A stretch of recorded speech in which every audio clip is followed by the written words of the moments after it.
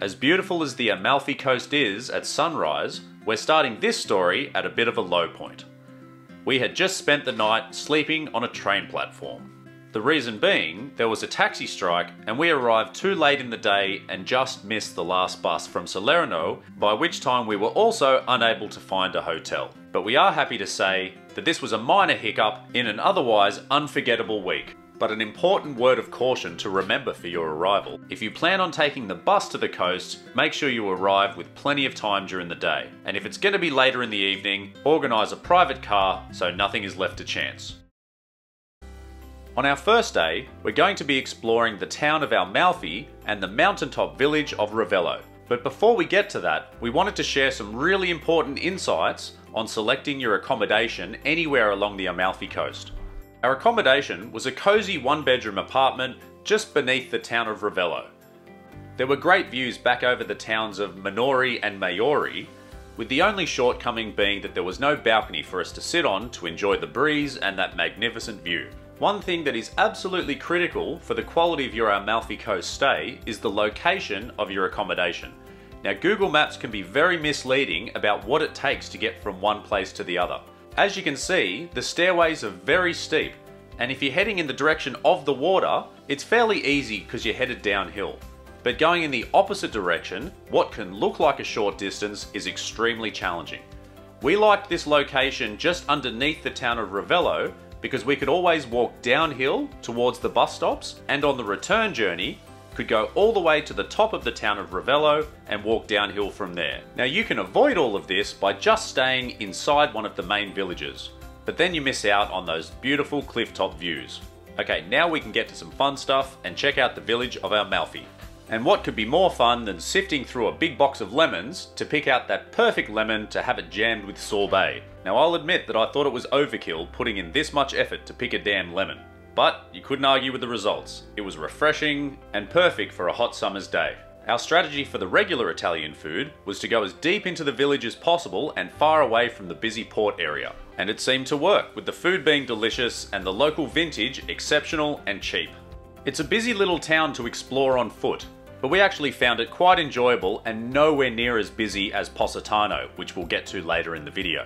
The narrow streets that run through the town somehow fit cars in them and is surrounded by very cute 1,000-year-old buildings and very narrow laneways that have that real Italian vibe about them. Closer to the water, you'll find the main piazza with a big old cathedral overlooking the square. This is where a lot of restaurants are and it's a very busy little area. But by this time, we were headed for the beach so we could cool off. The main beach is busy without being too crowded. It has those typical European sunbeds, but there is space to lay out a towel if you want to do that instead. We later discovered some smaller beach spaces at the opposite end of the village that is a much more peaceful alternative if you want to get away from the crowds. There is also a long marina that you can walk out to at that end of the village, which offer great views looking back at the town of Amalfi. These are some of the best views that you'll get without being out on a boat. We had an extremely rough night, which involved, amongst a few other things, being stuck at Salerno train station from about 10 PM till about 5 AM, mostly due to a taxi strike. I won't bore you with all the details, but essentially all the taxis were on strike the day we arrived in Naples. And through a series of bad decisions, we ended up basically sleeping on the train platform. But we're here now, and after an hour or two of walking around, dipping in the water, a few wines with lunch, you almost forget everything that ever happened. Now very relaxed, holiday mode, should be a good week. After navigating the extremely busy bus station at the port of Amalfi, we made our way up to Ravello, where we were immediately greeted with these amazing mountaintop views. Aside from having a big town square and an old cathedral, Ravello is very different from Amalfi and feels much more like you're in the rural Italian countryside. There are cobblestone alleyways and streets and nice villas with beautiful mountain views surrounding them. There's also a number of quirky retail stores and small art galleries. It was here that we discovered the famous painting, The Ravellan Chef Who Messed Up the Sauce. No, I'm totally kidding. I made that up. But our favourite part of Ravello is of course those magnificent coastal views. It had been a long day, so we decided to settle in and enjoy dinner and drinks with this as our backdrop. Now afterwards, for the walk back to our accommodation, not only were we grateful that it was all downhill, but we had to navigate a labyrinth of tunnels and laneways that snaked its way along and underneath the village. We even found a small bar on the way so we could finish the night off with a limoncello. Day 2. Beautiful weather. Again. Lots of stairs, lots of walking, but gravity is on our side.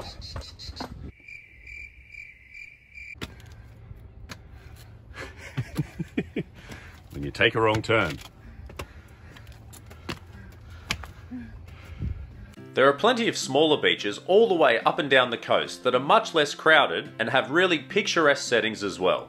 But today, we're heading further down the coast to the town of Positano. To break up the journey, we made a stop at the famous bridge Fiordo Di Furore and thought we'd hang out at the beach that sits underneath. It's a beautiful spot, the pictures don't lie. But there is one thing that you will only learn by going there in person.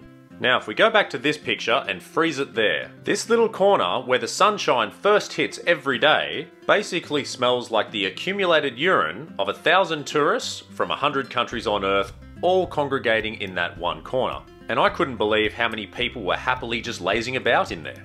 I did swim though. The opposite side of the beach in the shadows was actually perfectly fine, but overall the atmosphere at the place was a little bit icky for us. So we decided to leave and head on towards Positano. So we hopped back on the bus. It was a slow trip with a lot of very tight squeezes, but also some beautiful scenery along the way. And while you're taking all of that in, don't forget to hit the subscribe button so you don't miss out on any of our future videos. Now, onwards to Positano. This was the busiest village that we encountered on the Amalfi Coast, and it lived up to its reputation as being crowded and very touristy. However, it's still a very beautiful place to visit, and we found that the best vantage point to get a view of the whole village was when we first arrived on a big walkway that overlooks the town. It's only when you go deeper into the village from there that things do get very crowded and overwhelming, and you're not really able to see much of the surrounding beauty. The alleyways become very enclosed, and it's very difficult to appreciate the charm of the place when there's just so many people being pushed through these narrow spaces. And things don't really get any better when you get out onto the beachfront. It's also very crowded, and you really need to pay for a sunbed if you want any level of comfort when hanging out down there. Instead, we opted for one of the waterfront restaurants for lunch. The food looked fantastic, but actually eating it was a little underwhelming. And I guess that's a reflection of our experience in Positano overall. From a distance, the place looks amazing, but the experience of being there and in the thick of it just wasn't really our thing. So we decided to jump on a ferry to avoid that long bus ride back and head to one of the quieter beaches so we could spend the afternoon cooling down in the water in a more comfortable setting.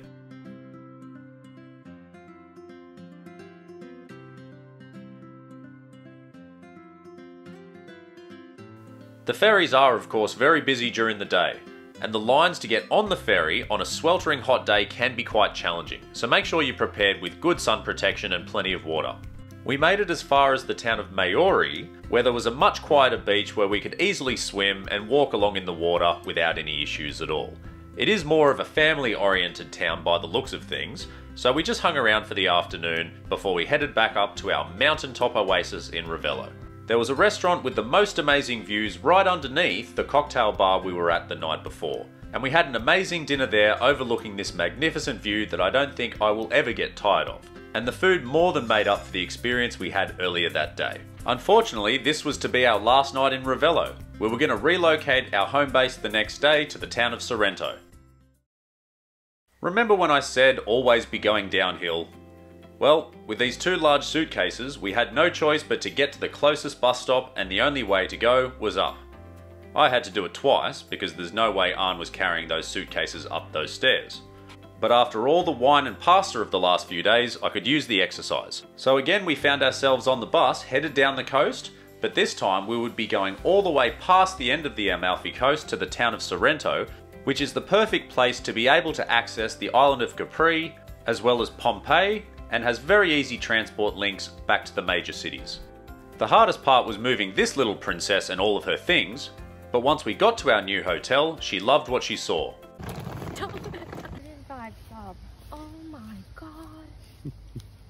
Now I have no idea what she is doing, but what I do know is she is not cut out for farm life.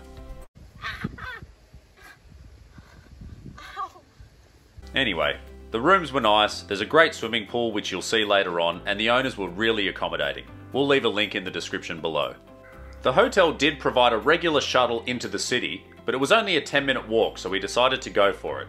As we headed down the hill, you could see all the way across the Gulf of Naples to Mount Vesuvius. And given all the time we'd used up travelling that morning and hanging out in the hotel waiting to check in, we thought this would be a great opportunity to jump on the train and check out the archaeological site of Pompeii. I was excited about it. And our absolute #1 tip for Pompeii is to bring an umbrella. That sun is absolutely baking on a hot summer's day and there is no way to get away from it. Now I don't want to say too much about Pompeii because I'm far from an expert. But what I will say is that it blew me away how well preserved the inside of some of the grand old homes were. You really get a feel for what it would have been like to live there. But unless you're incredibly well researched, it's the kind of thing where you will get much more out of if you go with a tour guide. Especially with some of the more confronting discoveries, where some extra context could have been really insightful. And perhaps they could have shone a light on their artistic preferences also. If you have a full day to explore Pompeii, I think your best bet is to take a tour in the morning so you can get a great understanding of your surroundings and then spend the rest of your day walking around on your own. And with that, we're on our way back to Sorrento to have a nice dinner, enjoy the nightlife, and then prepare for what was going to be a massive day tomorrow on the island of Capri. The ferry from the port of Sorrento over to the island of Capri was an easy 20-minute trip. It was much more expensive than our ferry from Positano to Amalfi, but it's the only way to get there, so you have no choice. We had rented a boat for the morning, and after a 5-minute crash course in how to drive a boat, we were on our way. I had about 10 minutes out of the main harbour to get a feel for the boat before we reached the famous rock formation of the Faraglioni. And while these structures look amazing up close, there's really one thing you have to do before you leave. You got to get in the queue of boats and head for that gap. I will admit to being pretty nervous at first, but it is much bigger than it looks from a distance once you're inside. There's not a huge margin for error, but even with my 10 minutes of boating experience, it was a reasonably comfortable passage through this famous rocky tunnel.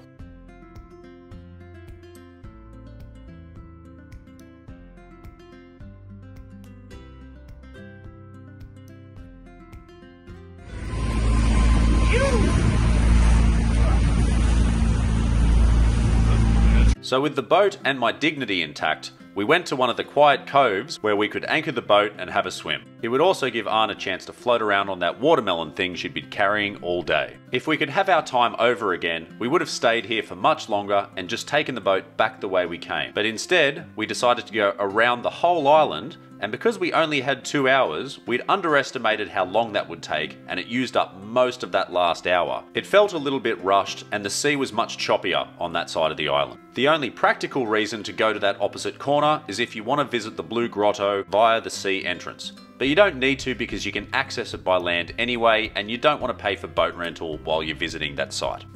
So after surviving the boat trip, we had a quick lunch and then decided to head to the beach. But everywhere we looked was absolutely packed, and we didn't feel like dealing with crowds at the moment, so we jumped in the oven on wheels they call buses on the island and headed towards the chairlift that takes you up Mount Solaro.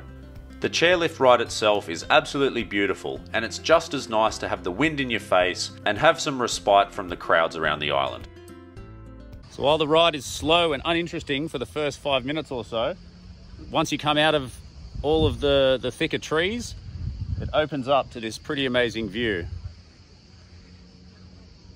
It's also a much further down. So if you're scared of heights, you might not cope too well. When you do finally make it to the top, you are met with what are possibly the best views in all of Italy. And I thought it was really cool to be looking right down at that same rock formation that we had driven the boat through earlier that day. Every direction you look is simply spectacular. And there's even a restaurant at the mountaintop where you can have something to eat or just enjoy a couple of drinks. You'll need them to cool off because despite the elevation, it was still ridiculously hot up there. It's a really long trip back to the port of Capri, with the chairlift, a bus and the mountain train required just to get back to the water's edge. So unfortunately we ran out of time to see the Blue Grotto, but that gives us a great excuse to come back one day. Now I did promise you footage of our hotel swimming pool, So once we made it back to Sorrento, we just lazed about in the pool while enjoying a near perfect sunset. And I couldn't help but reflect on just how far we'd come over the last 4 days since we woke up on that train platform back in Salerno. We were definitely in a happier place. And if you'd like to see more of our Italian adventures, click the video on the screen now. And don't forget to subscribe to the channel if you like this video.